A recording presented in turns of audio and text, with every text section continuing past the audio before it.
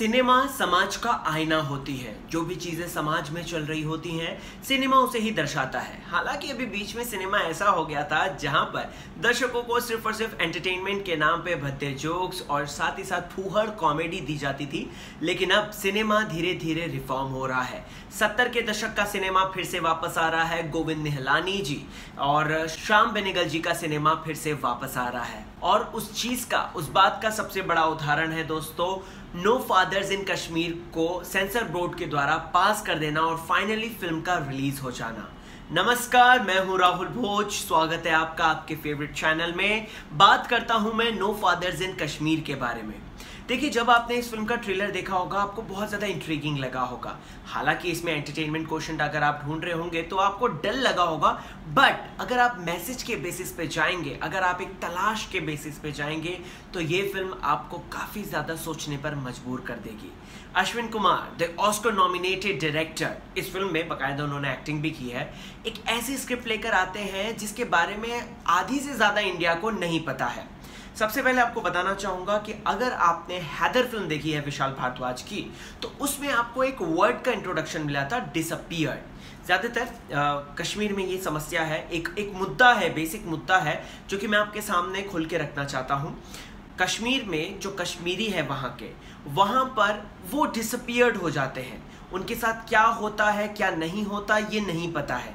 क्या वो आतंकवादी होते हैं या नहीं होते हैं, क्या वो जिहादी होते हैं या नहीं होते, इसके बारे में कोई खुलासा नहीं है।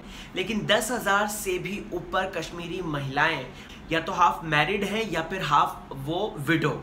ये बड़ा ही अजीब सा मामला है। इसके बारे में आप जितना पढ़ेंगे आपको समझ में आएगा। फिल्म के अंदर इसी मुद्दे को बताया गया है। ये नहीं बताया गया कि आप इस तरीके से सोचें या ये पर्टिकुलर ट्रैक लें, लेकिन फिल्म के अंदर दोस्तों पूरी बातों को आपके सामने खोल के बस प्रेजेंट किया है।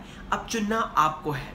जहां देश में एक तरफ दोस्तों सर्जिकल स्ट्राइक पर इतनी बेहतरीन फिल्में आ रही हैं, देश की महिमा के गुणगान के लिए इतनी बड़ी बड़ी फिल्में आ रही है, वहीं एक तरफ इस तरीके की भी फिल्में हैं। नोटबुक फिल्म के अंदर एक डायलॉग था जिसे मैं इस फिल्म में भी यूज करना चाहता हूं कि अंधेरे से अंधेरे को नहीं काटा जा सकता, अंधेरे को अगर काटा जा सकता है तो सिर्फ और सिर्फ उजाले की वजह से काटा जा सकता है।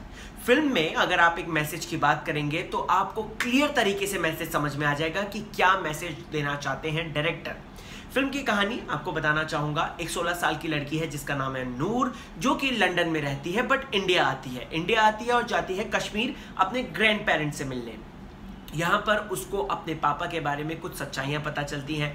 उसके पापा को डिसअपीयर्ड कर दिया जाता है, उसके पापा की कब्र कहाँ होती है, वो सारी तहकीकात करती है और लास्ट में एक एंड रिजल्ट पे पहुँचती है और उसके बाद वो वापस चली जाती है। ये एक बहुत ही ज़्यादा खौफनाक कहानी है दोस्तों। सो अगर आप मैसेज फिल्म में देखना पसंद करते हैं, अगर आपको एंटरटेनमेंट के लिए सिर्फ और सिर्फ मसाला फिल्में ही नहीं पसंद है, तो आपके लिए फिल्म देखना लाजमी है। फिल्म में बेहतरीन काम किया है अदाकार ने दोस्तों। अगर मैं बात करूं, चाहे वो ज़ारा वेब ले लीजिए जो कि 16 साल की लड़की बनी है, सोनी राजदान जी ले लीजिए, अश्विन कुमार जो फिल्म के डायरेक्टर हैं, इस फिल्म में एक्टिंग भी कर रहे हैं वो और काफ़ी स्ट्रॉन्ग रोल प्ले कर रहे हैं, उनका काम ले लीजिए, या फिर कुलभूषण खरबंदा ले लीजिए, या फिर अंशुमन झा ले लीजिए। हर किसी ने अपने कैरेक्टर को जिया है, उस पेन को, उस दर्द को हमारे सामने स्क्रीन पर उभार के लाए हैं। हालांकि मैं सिनेमेटोग्राफी से बिल्कुल भी खुश नहीं हूँ क्योंकि कश्मीर का मामला था और यहाँ पर थोड़ा सा एक्सपेरिमेंट किया गया है। ठीक है, वो एक्सपेरिमेंट भी लाजमी है, बट कोई ना कोई अगर मैं बात करूँ दोस्तों तो आप मतलब मोबाइल से ज़्यादा फुटेज लिए गए क्योंकि लड़की अपने मोबाइल से दुनिया को कैप्चर कर रही है, कश्मीर जा रही है, वो चीज़ों को मोबाइल से शो कर रही है। सो क्या है कि उसमें थोड़ा सा डिजीनेस सा है, थोड़ा सा वो हिल रहा है, शेकी इफेक्ट है, तो उसमें कहीं ना कहीं आपका ध्यान कॉन्सेंट्रेट जो हो रहा होता है फिल्म की स्टोरी में, वो ध्यान भटक जाता है।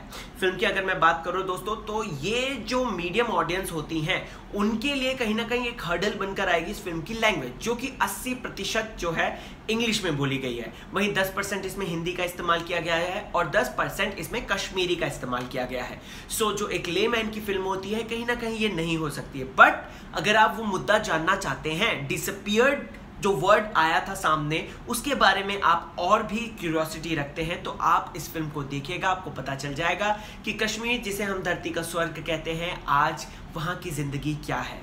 बात करूँ अगर दोस्तों मैं सॉन्ग्स की, तो सॉन्ग्स ऐसा कुछ खास नहीं है। 1-2 कश्मीरी सॉन्ग्स हैं फिल्म के अंदर और फिल्म का क्लाइमैक्स आपकी आत्मा को निचोड़ के रख देगा।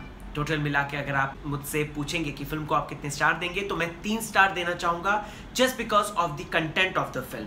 फिल्म देखिए, आपको तर्क वितर्क जो सारी चीज़ें चल रही हैं देश में उनके बारे में समझ में आ जाएगा और कहीं ना कहीं आपको ये पता चल जाएगा कि कश्मीर का मुद्दा सिर्फ और सिर्फ राजनीति को भुनाने के लिए रखा गया है और कुछ नहीं है। कमेंट सेक्शन आपका है, अगर आप फिल्म देख रहे होंगे तो डेफिनेटली मुझे बताइएगा कि आपको फिल्म कैसी लगी। और बाय द वे बने रहिए मेरे साथ, क्योंकि मैं राहुल भोज इसी तरीके के निष्पक्ष होकर रिव्यूज लाऊंगा आपके फेवरेट चैनल में। Take care.